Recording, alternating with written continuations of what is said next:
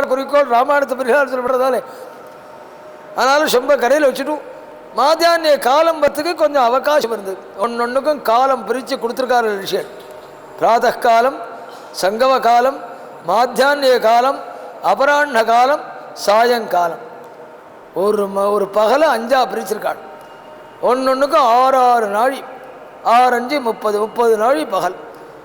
அந்தந்த காலத்தை எந்தெந்த காலத்தில் என்னென்ன பண்ணணும்னு விதிச்சிருக்கார்கள் விஷயம். பிராத காலத்தில் அனுஷ்டானங்கள், அக்னிஹோத்திராதிகள், உபாசனாதிகள், இந்த மாதிரி காரியங்கள்லாம் பிராத காலத்தில் பண்ணணும். ஒவ்வொன்றுக்கும் உங்களுக்கு புரியுதா சொல்கிறாருந்தா 2 மணி 20 நிமிஷம். 12 மணியை 5ஆக பிரிச்சேன்னா இதான் கணக்கு வரும். 2 மணி 20 நிமிஷம் ஒவ்வொரு காலத்துக்கும். அது மாதிரி 5ஆக பிரித்து கொடுத்துருக்காள். காலமுறை 6லேருந்து 8:20 வரை அழகாக பிராத காலம். அந்த காலத்தான் பிராத்தஸ்தானம், சந்தியாவந்தனம், ஜபங்கள் அதெல்லாம் பண்ணி அக்னிஹோத்திராதி அனுஷ்டானங்கள். சங்கம காலம்னு 8:20லேருந்து ஆரம்பித்து 10:40 வரை சங்கம காலம். அந்த காலத்தில் ஜபங்கள் பண்ணணும். சங்கம காலங்கள் ஜபத்துக்கு ரொம்ப உயர்வாக. ஜபங்கள், தானங்கள், அதாவது புண்ணிய புருஷாளுக்கு ஏதாவது கொடுக்கணும்னு நினைக்கிறோமே, அதுக்கெல்லாம் ஏற்பட்ட ஒரு காலம் சங்கம காலம். நாதயம் தசதத் காலேன்னு வர்ணிக்கிறார் மகாபாரதத்தில். கர்ணனை பற்றி சொல்ல போது சங்கம காலத்தும் போது யமுனா நதியை பார்க்க போயிடுவோம் நாம். கர்ணன் வீட்டில் உட்காந்து கொடுக்க மாட்டானோ. ஏன்னா வீட்டில் உட்காந்து கொடுத்தா பையனுக்கு தடுக்கிறானோ இல்லையோ, மனசில் அப்படி அப்பா கொடுக்குறானே தூக்கி அப்படின்னு நினச்சி போனோம் என்னவோ. அதனால யமுனா நதியை பார்க்க போயிடுவான். அந்த சங்கம காலம் முழுக்க தானம் பண்ணுவாராம். மகாபாரதத்தில் கர்ணனை பற்றி சொல்லப்பட்ட ஒரு விஷயம். நாதேயம் தச்ச தற்காலே, என்னதான் கொடுக்கறது என்னதான் கொடுக்காதுன்னு கிடையாது அப்படின்னு சொல்லியிருக்காள் மகாபாரதத்தில். சங்கம காலம் தானத்துக்கு ரொம்ப உயர்ந்தது, ஜபங்கள் பண்ணுறதுக்கு ரொம்ப உயர்ந்தது. ஜபங்கள்னால் பெரிவாட்டேந்து உபதேசம் பண்ணின்ற ஜபங்கள். அது மட்டும் இல்லாமல் பிராயசித்தத்துக்குன்னு காயத்ரியை ஜபம் பண்ண சொல்லியிருக்கு. தினம் 1008 காயத்ரி பண்ணணும். அந்த காயத்ரியை தவிர பிராயசித்தத்துக்குன்னு காயத்ரி ஜபம் பண்ண சொல்லியிருக்காள். மகாரோகம் போகும் சொல்லியிருக்கார். மனுஷத்தில் குஷ்டரோகம்லாம் சொல்கிறாள் பாருங்க. கிராமத்துலேருந்து வெளியில் போயிடணும், தனியாக ஒரு காட்டில் போய் சங்கம காலத்தை ஸ்நானம் பண்ணி தினம் சஹஸ்ராவர்த்தி காயத்ரி பண்ணி அது மாதிரி 2 மண்டலம் 90 நாள் போயினா மகாரோகங்கள்லாம் கைண்டு கீழே வந்துடும். மனுஸ்ருதி வாக்கியம். சங்கம காலத்தை பண்ணணும். சங்கம காலத்தை காயத்ரி பிராயசித்த காமனா ஜபம்னு சொல்லப்பட்டிருக்கு. அப்போ தான் ஜபமாலை வச்சுக்கலாம். கால வேளையில் காயத்ரி ஜபம் பண்ணுற போது மாலையை வச்சு ஜபம் பண்ணப்படாது. ஜபமாலை எல்லாத்துக்கும் உயர்ந்த சந்தேகம் இல்லை. ஆனால் காயத்ரி ஜபத்துக்கு ஜபமாலை வச்சுக்கப்படாது. ரேகையினால் மட்டுமே காயத்ரி எண்ணி பண்ணும். சங்கம காலத்தில் ஜபம் பண்ணுற போது வச்சுக்கலாம். ஏன்னா அது பிராயசித்த காமனா பண்ணுறதுனால அது ஜபரீதியில் வந்துடும். அந்த சங்கம காலங்கள் தானத்துக்கும் ஜபத்துக்கும் எடுத்த காலம். 10:40லேருந்து 2:20 கொண்டு போகிறோமே, 1 மணி வரை உள்ள காலங்கள் இருக்கு. அது மாத்தியானிய காலம். அந்த காலத்தில் மாத்தியானியம் ஸ்நானம் பண்ணி, மாத்தியானியம் பண்ணி, பிரம்மயக்கம் பண்ணி, வைஷ்யம் பண்ணி, போதனம் பண்ணி, மாத்தியானிய காலம்தான் போதனத்துக்கு கொடுக்கப்பட்டிருக்கு கிரஸ்தாளுக்கு. அந்த மாதிரி காரியங்கள்லாம் மாத்தியானிய காலத்தில் பண்ணணும். அபராண்ண காலங்கிறது பிதர்களுடைய காரியங்கள். 1:20க்கு அப்புறம் ஆரம்பிக்கக்கூடிய காரியங்கள் இருக்கு பாருங்க. சாத்தாதிகள்லாம் அந்த காலத்தில் பண்ணணும். அபராண்ணத்தில் இல்லை, அபராண்ணத்துக்குள்ளே இவன் எல்லாம் சாப்பிட்டு 2ஆம் ரோடு சாப்பிட்டு டியூன் பண்ணி எல்லாம் பண்ணிடுறாங்க. அபராண்ண காலத்தில் சாத்தம் பண்ணணும்னு சொல்லப்பட்டிருக்கு. 12 மணிக்கு அப்புறம் தான் எண்ணெய் கொடுக்க ஆரம்பிக்கணும். எண்ணெய் கொடுக்கறதே சூரியன் சாய ஆரம்பிக்க விட்டால் கொடுக்கணும் அப்படின்னு சொல்லப்பட்டு அபராண்ண காலம் சாத்தத்துக்கு ரொம்ப உயர்வாக சொல்லப்பட்டிருக்கு. சாயந்திர காலம் இருக்கு பாருங்க, அதுவும் 2 மணி 20 நிமிஷம் உண்டு. அது சந்தியாவந்தனத்துக்காக மட்டும் சொல்லலை. சந்தியாவந்தனத்துக்கு முன்னாடி லௌகிகமான விஷயங்களை தெரிஞ்சிக்க வேண்டிய காலம். அதாவது உங்கள் பாட்டியில் சொல்கிறாருந்தா பேப்பர் படிக்க வேண்டிய காலம். உங்கள் பாட்டியில் சொல்கிறாரு அதான் சொல்லணும். லௌகிகமான லோக விஷயங்களை தெரிஞ்சுக்கிறது உள்ள காலமும் அஸ்தமன காலத்தில் சந்தியாவந்தனம் பண்ண வேண்டிய காலமாக அப்படி அந்த காலத்தை பிரித்து கொடுத்துருக்காரு. பகல் காலங்களை அப்படி பிரித்து கொடுக்குறப்போ மாத்தியானிய காலம் வந்தானே மாத்தியானிய ஸ்நானம் பண்ணணும். அந்த மாத்தியானிய காலம் வரத்துக்கு கொஞ்சம் நேரம் இருந்தது. ராமாயணத்தை பரியாலோசனை பண்ணுங்கிறத முன்னாடியே கிளம்பி வந்துட்டதுனால அவர் சொம்ப வச்சுட்டு மாத்தியானிய காலம் வர்ற வரை இப்படி சஞ்சாரம் பண்ணினாள். நதிக்கரையில் ராமாயணத்தை பரியாலோசனை பண்ணிட்டு அப்படி சஞ்சாரம் பண்ணி பரியாலோசனை பண்ணிட்டு ராமாயணத்தை சிந்திச்சுட்டு இருந்தார். கேட்டது மறுபடியும் சிந்திச்சா தான் மனசில் படியுங்கிற காரணத்தினால அப்படி சிந்திச்சுட்டு இருக்கிற போது இதுக்கு நடுப்புற கிரௌஞ்சம்னு ஒரு பட்சி, தமிழில் அன்றில்னு சொல்லுவாள் அந்த பட்சியை. திருநெல்வேலியில் நிறையா, திருநெல்வேலி பக்கத்தில் அந்த பட்சி நிறையா உண்டு, நிறையா அனுபவம் உண்டு. அன்றில்னு திருநெல்வேலி காலாளுக்கு அந்த பட்சியை நல்லா தெரியும். தஞ்சாவூர் ஜில்லாவிலலாம் கிடையாது. திருநெல்வேலி ஜில்லாவில் மட்டும்தான் அந்த பட்சி இருக்குது. அந்த பட்சி எப்போதும் தம்பதிகளாகவே இருக்கும். அங்கே திருநெல்வேலி ஜில்லாவில் பார்த்து சேர்ந்து இருக்கும், கொலாவிண்டே இருக்கும் சொல்ல போனால். அந்த மாதிரி உள்ள பட்சி அது. கிரௌஞ்சோன்னு பேர் அந்த பட்சிக்கு. அந்த பட்சி ஒரு மரத்தில் தம்பதிகளாக எப்போதும் ஸ்ரீ புருஷ பட்சி அது சேர்ந்தே இருக்கும் இந்த மரத்தில். அப்படி இருந்துட்டு இருக்கிற போது அந்த ஸ்ரீ புருஷ பட்சி ரெண்டும் மணி சேர்ந்துட்டு இருக்கிற காலத்தில் ஒரு வேடன் என்ன பண்ணினான், ஒரு பானத்தை எடுத்துட்டு பிரயோகம் பண்ணி அந்த புருஷ பட்சியை அடித்து கீழே தள்ளினான். அந்த கீழே தள்ளின உடனே கீழே விழுந்த அந்த புருஷ பட்சியும் அந்த அடியினுடைய வேதனை தாங்காமல் துடிச்சது. புருஷ பட்சியை அடிச்சுட்டதுனால அந்த மரத்தில் இருக்க ஸ்ரீபட்சி அதுவும் அந்த வேதனை தாங்காமல் துடிக்க ஆரம்பிச்சது. இவர் ராமாயணத்தை பரியாலோசனை பண்ணியிருக்காரே வால்மீகிக்கு. அந்த காலத்தில் திடீர்னு இந்த அபசப்தம் காதில் விழுந்த உடனே அவர் ஹிருதயத்தையே குலுக்கி எடுத்தது.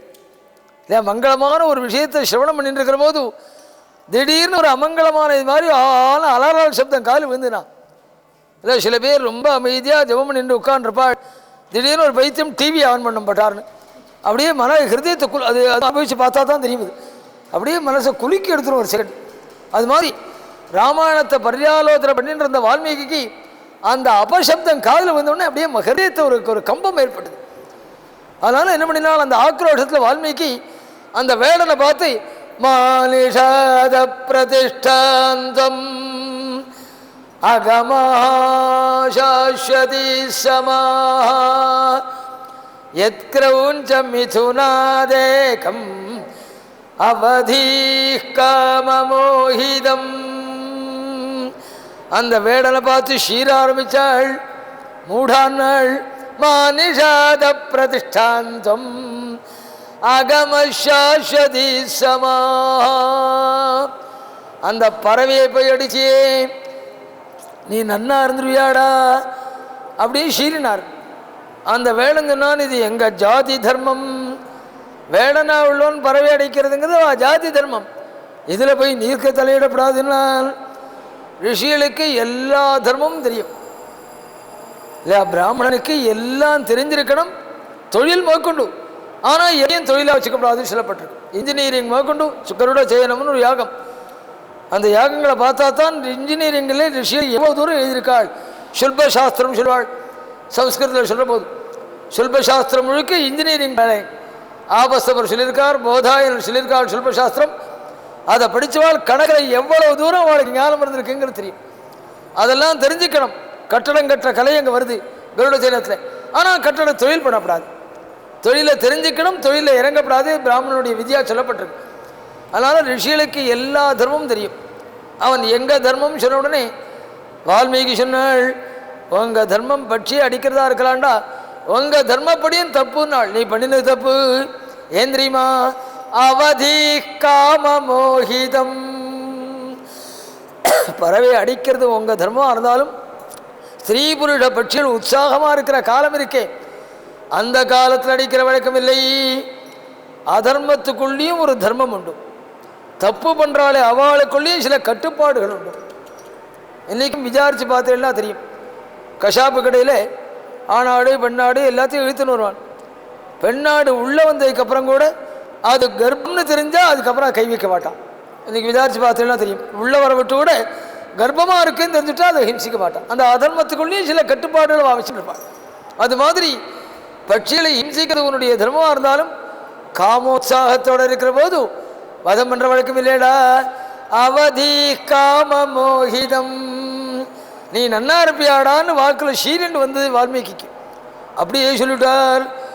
சொல்லி முடித்த உடனே அவன் பதில் சொல்ல ஆரம்பிக்கலை. அதுக்கு முன்னாடி வால்மீகிக்கே இன்னும் தூக்கி வாரி போட்டது.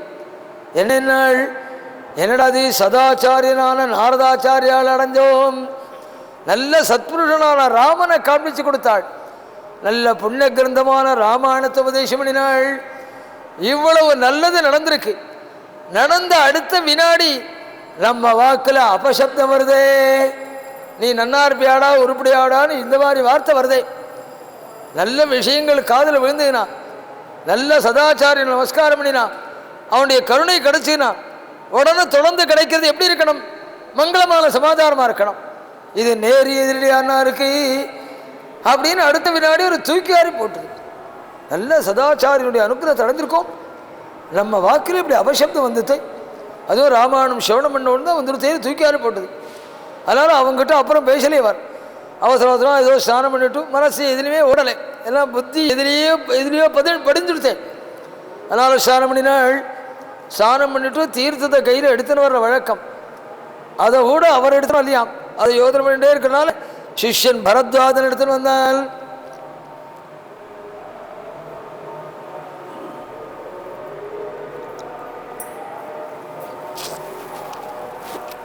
கலசம் பூர்ணமாதாயே பிருஷ்டதோனு ஜகாமஹா. சிஷ்யன் எடுத்துன்னு வந்தானாம். கலசம் நிறையா கலசம் பூர்ணமாதாயன்னு வால்மீகி தீர்த்தத்தோடு எடுத்து வந்தார். சில பேர் வெறுமனை எடுத்து வந்து, நீங்கள் வெறுமனை வச்சுட்டு வந்தேன் நான் அடுத்து வந்தேன் அப்படின்னு சொல்லிட்டு வெளிச்சு பார்த்து தூக்கினாமல் கலசம் பூர்ணமாக தான் அப்படி தான் பண்ணுவோம். கலசம் பூர்ணமாதாய நிறையா தீர்த்தத்தோடு கொண்டு வந்தானாம். அதையும் எப்படி கொண்டு வந்தானால் பிருஷ்டதோனு ஜகாமஹா. அனுஜகாமானாலே பின்னாடி தொடர்ந்து வந்தான் தான் அர்த்தம். பிருஷ்டதா அனுஜகாமான்னு சொல்ல வேண்டிய அவசியம் இல்லை. அனுஜகாமானாலே பின்பக்கத்தில் வந்துருக்கான்னு தான் அர்த்தம். ஆனால் வால்மீகி பிருஷ்டதோனு ஜகாமஹா அப்படின்னாள். இந்த பிருஷ்டதாக்கு என்ன அர்த்தம் நாள்? பின்னாடின்னு அர்த்தம் இல்லை, அடியில் பிடிச்சடா தீர்த்தத்தை அடியில் தாங்கிட்டு வந்தானாம், அடிபாகத்தில் தாங்கிட்டு வந்தானாம். அபிஷேகங்களுக்கு சந்தியாவந்தனாதி அனுஷ்டானங்களுக்கு வர்றபோதும் தீர்த்தத்தை அடியில் தாங்கி கொண்டு வரணும். நாபிக்கும் கீழே இறங்கப்படாது அந்த தீர்த்தம். இறங்கிவிட்டாலே இது பூஜைக்கு தகுதி உள்ளதில்லை. இப்படி பக்கெட்டில் கை எப்படி தூக்கி ரொம்ப இருக்கும், அதெல்லாம் காலல் மருந்து தான் உபயோகமே தவிர பூஜைக்கு உபயோகமாகாது. பூஜைக்குன்னு பகவத் விஷயத்துக்கு கொண்டு வர்ற போது அது நாபியினுடைய பகுதிக்கு கீழே இறங்காத அளவுக்கு தான் தாங்கின்னு வரணும். அதனால் பெரியவாள்லாம் ஒன்று இப்படி தூக்கின்னு வருவாள் அல்லது இப்படி தாங்கின்னு வருவாள்.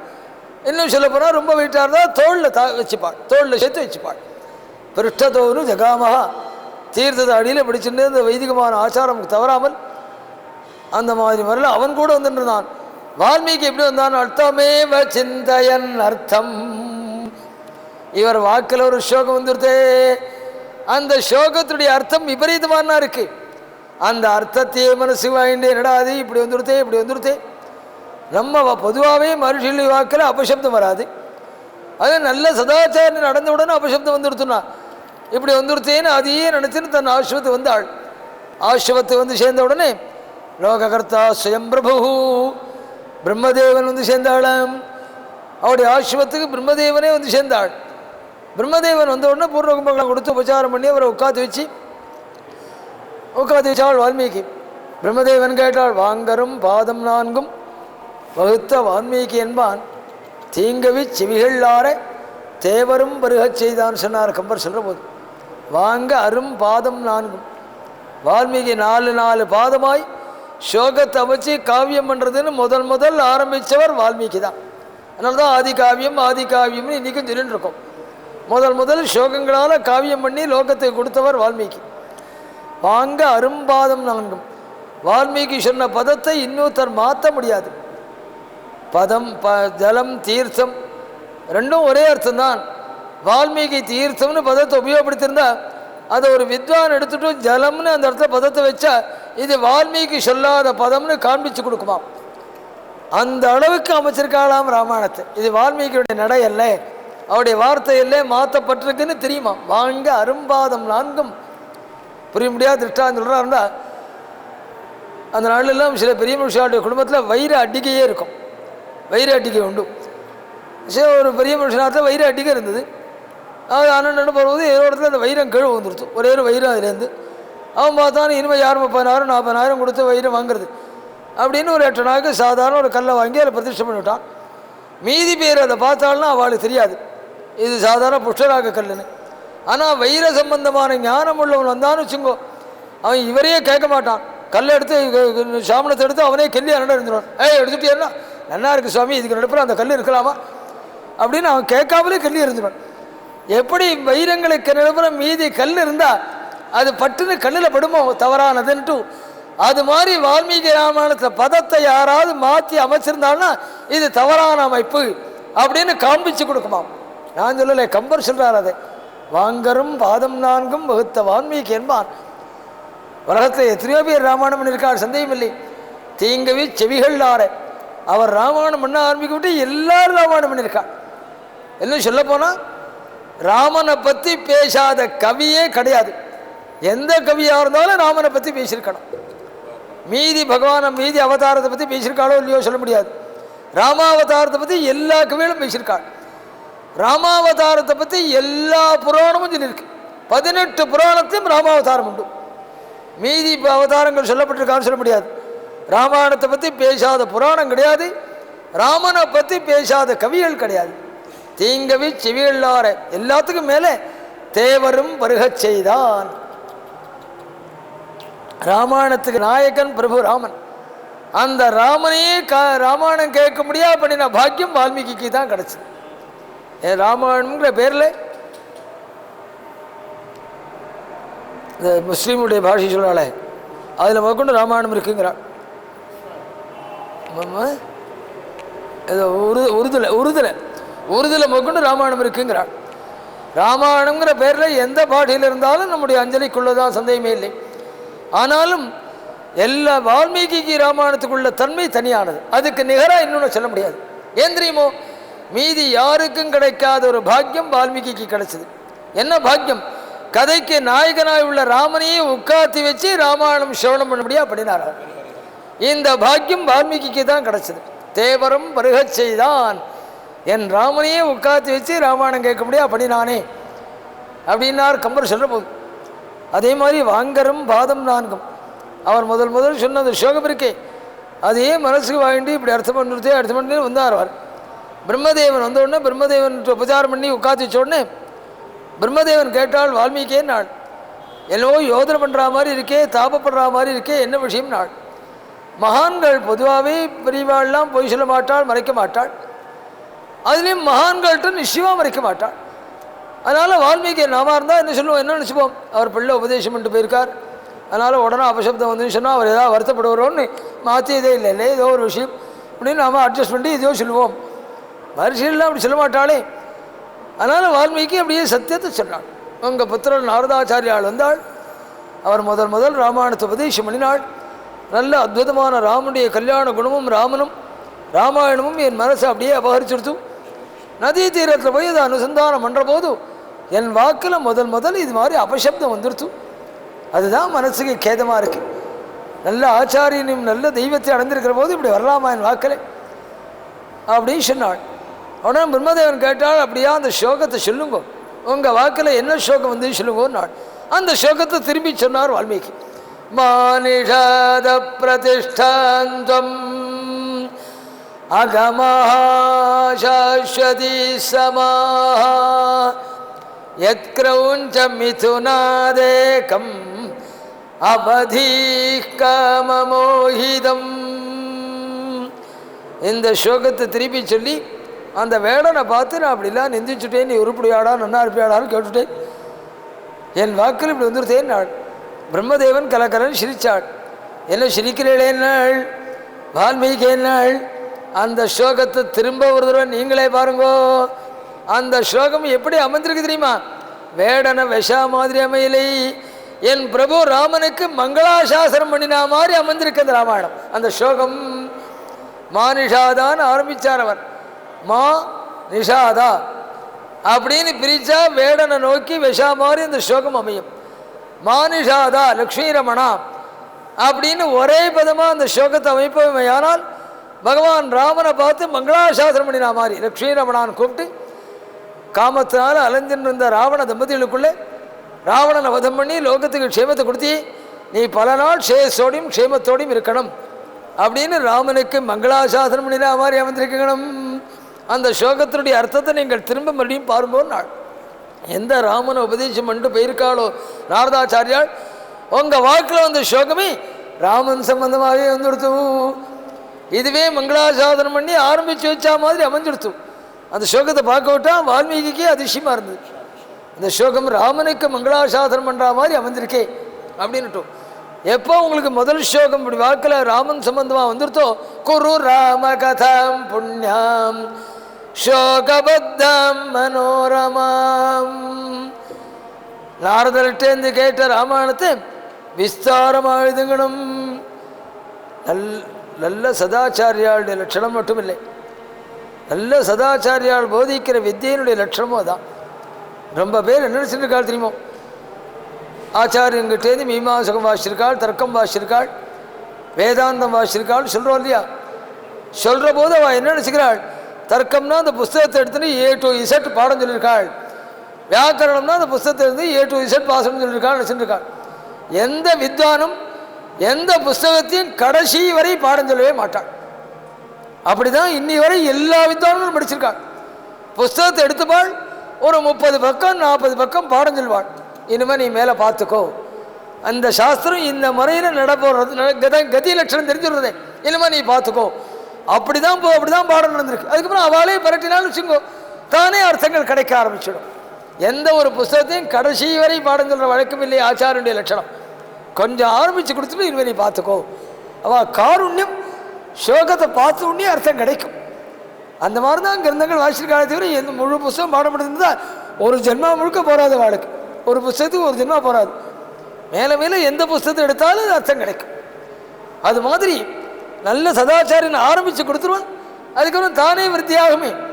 அது மாதிரி என் நாரதர் ஆரம்பித்து கொடுத்துட்டாலே, நீ மேலே ராமாயணத்தை விருத்தி பண்ணிக்கோ, குரு ராம கதாம் புண்ணியாம் சோகபத்தாம். இதே சோகத்துடைய சைஸில் ராமாயணம் முழுக்க பண்ணி சோகபத்தாம் மனோரமாம். இந்த சைஸு இந்த சோகம் அமைச்சிருக்கே, இதுவே மனசை பறிக்கிற மாதிரி இருக்கு. அதனால இந்த முறையிலேயே ராமாயணத்தை பண்ணுன்னு சொல்லி உடனே வால்மீகி கேட்டாள், எனக்கு ராமாயணமே தெரியாதே. இப்போ தானே உங்கள் பிள்ளை நாரதர் வந்து உபதேசம் பண்ணியிருக்காள், எனக்கு ராமாயணம் எப்படி தெரியும்னாள். நீ கவலையப்படாதே, மச்சந்தா தேவதே பிரம்மன்னே பிரவருத்தேயம் சரஸ்வதி. எனக்கு முன்னாடி சரஸ்வதி தேவி உன் நாக்கில் வந்து உட்கார்ந்துட்டாள். அவனுடைய அடையாளம் தான் இந்த முதல் ஸ்லோகம் வந்திருக்கிறதே. பிரம்மதேவனுடைய குடும்பம் முழுக்க ராமாயணத்தில் ஈடுபட்டது. புத்திரரான நாரதாச்சாரியாள், பத்னியான சரஸ்வதி தேவி, அதுக்கும் நாதனாக உள்ள பிரம்மதேவன், எல்லாரும் ராமாயணத்தில் ஈடுபட்டாள்.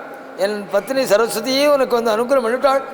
அதனால் ரகசஞ்ச பிரகாசஞ்ச, ஏதோ வெளியில் நடந்தது மட்டுமில்லை, அந்த புறத்தில் நடந்த விஷயம், எதிராளி மனசை நினச்ச விஷயம், அது முதற்கொண்டு உனக்கு தெரியட்டும். என்னுடைய அனுகிரகத்தால் உனக்கு எல்லாம் தெரியும். அதனால் ராமாயணம் பண்ணி சொல்லி அனுகிரகம் பண்ணிட்டும் பிரம்மதேவன் கிளம்பி போயிட்டாள்.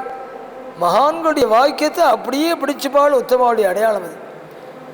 நம்ம மாதிரி உள்வாடாக இருந்தால் எல்லாம் சொல்லியிருப்போம் தெரியுமா, இதெல்லாம் ஒரு நாள் முடியாதுனா நீங்கள் வேறு யாராவது பார்த்துங்கோ, ஏதோ 100 ஸ்லோகம் சொல்லிட்டு போயிட்டேனாலும் அவ்வளோ ராமாயணம் பண்ண முடியுமா அப்படின்னு சொல்லி அடுத்த வினாடியே உதறிடுவோம். ஆனால் வால்மீகி அப்படியே வாங்கிட்டாள். ஏன் தெரியுமோ, மகான்களுடைய லட்சணம் தெரிஞ்ச புண்ணிய புருஷாளுடைய அடையாளம் அது. மகான்கள் ஒரு ஒரு காரியத்தை நம்மகிட்ட ஒப்படைக்கிறாள்னு வச்சுங்கோ, நம்ம சக்தியை மீறின காரியமாக நமக்கு தோணினாலும் புத்திமான உள்ளவன் அந்த காரியத்தை அப்படியே வாங்கிப்பான். ஏன் தெரியுமோ, நம்ம அவளுக்கு தெரியாதானே நம்ம சக்தியை பற்றி, ஆனாலும் அந்த காரியத்தை நம்மகிட்ட ஒப்படைக்கிறாள்னா என்ன அர்த்தம் தெரியுமோ, அவள் காரியத்தை ஒண்டி ஒப்படைக்கலை, அதை நிறைவேற்ற வேண்டிய சக்தியை சேர்த்து நம்மகிட்ட ஒப்படைப்பாள். அதான் மகான்களுடைய அடையாளம். அதனால் புத்திமானுக்கு தெரியும், மகான்கள் இந்த காரியம் பண்ணுன்னு சொல்லிவிட்டால் நம்மகிட்ட அந்த சக்தியை கொடுத்துட்டாள். எத்தனை இடத்துல தெரியுமோ, திடீர்னு கூப்பிட்டு உட்காந்து இந்த 10 நிமிஷம் பேசியும்பாள், இந்த சரித்திரத்திலிருந்து உபன்யாசம் பண்ணும்பாள், புஸ்தகமே பார்த்துக்க மாட்டோம், ஆனால் வாக்கில் வரும். அவள் கொடுக்குற போதே வித்து சொல்லூர்றோம். ராமாயணம் தெரிய வேண்டிய அவசியம் இல்லை, ராமாயணம் பண்ண வேண்டிய சக்தியை சேர்த்து தனக்கு வந்துடுத்து அப்படின்னு தீர்மானம் பண்ணினார் வால்மீகி. ஏன்னா ரிஷியுடைய பெருமை தெரிஞ்சு வரணும். மறுநாளைக்கு பிராச்சீனாக்ரேஷு தர்பேஷு தர்மேணால் வேஷதே மதிம், நன்னா தர்ப்பங்களை பரத்துண்டு அதில் உட்காண்டு நாரதாச்சாரியாட்டது சிவனம் பண்ணினாலே அந்த ராமாயணத்தை முழுக்க மனசு வேண்டாளாம்.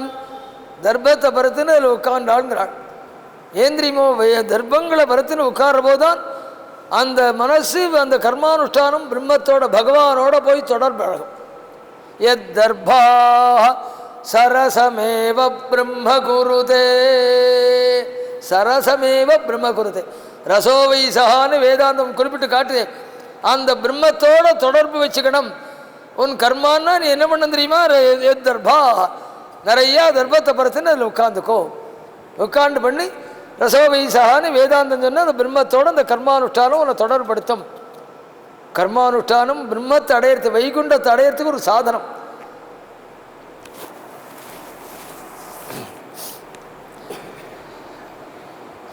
லோக சரஸ்வத்யாயாந்தேஷ வை தேவயானः பந்தாः. சன்னியாசியுடைய ஆராதனையில் இந்த மந்திரம் சொல்லுவாள் பெரும்பாலும். இந்த மந்திரத்தை என்ன தெரியும் அர்த்தம் தெரியுமா? லோக சரஸ்வத்யாயாந்தி, நீ சரஸ்வதி நதி கரையோடு அனுஷ்டானம் பண்ணி போ. ஏஷவை தேவயானः பந்தாः, உன்னை வைகுண்டத்தை கொண்டு சேர்த்துடும். நீ வெறும்னா அந்த கரையில் அனுஷ்டானம் பண்ண போகிறோம், தானே உன்னை வைகுண்டத்தை கொண்டு சேர்த்துடும் சொல்லியிருக்கு வேதம் சொல்கிற போது. அது மாதிரி தர்ப்பங்கள் அந்த சன்னதிகள் அதுங்கங்கே அனுஷ்டானம் பண்ணுற போது பிரம்மத்துடைய சாநித்தியத்தை தானே ஏற்படுத்தி கொடுக்கும். அதனால தான் நம்ம அது வைத்திய காரியங்களில் தர்ப்பே சாசினாலும் 2 தர்ப்பத்தை கொடுத்து கீழே போட்டுக்கிறாள். நம்ம கிழியும் இல்லாமல் முன்னாடி போனால் இங்கே உட்காந்து வந்துருக்கோம். அந்த நாளில் தர்பாசனத்திலே உட்காந்து அனுஷ்டானம் பண்ணுவாள். அதுக்கு என்னே தர்பாசனம் உண்டு. அந்த தர்பாசனத்தில் அது மாதிரி அனுஷ்டானம் பண்ணினா அந்த அனுஷ்டானத்துடைய தெய்வீக தன்மையே தனிதான். பிராச்சீனாகிரேடு தர்பேஷு, அழகாக தர்ப்பங்கள் எல்லாம் பரத்துண்டு அதில் உட்காந்து தன்மையில அன்வேஷதே மதி, அழகாக தர்மத்துக்கு விரோதம் இல்லாத முறையில் அழகாக ராமாயணம் அமைணுமேனு கவலைப்பட்டு, தர்மம்னா என்ன அர்த்தம்? ஆச்சாரியன்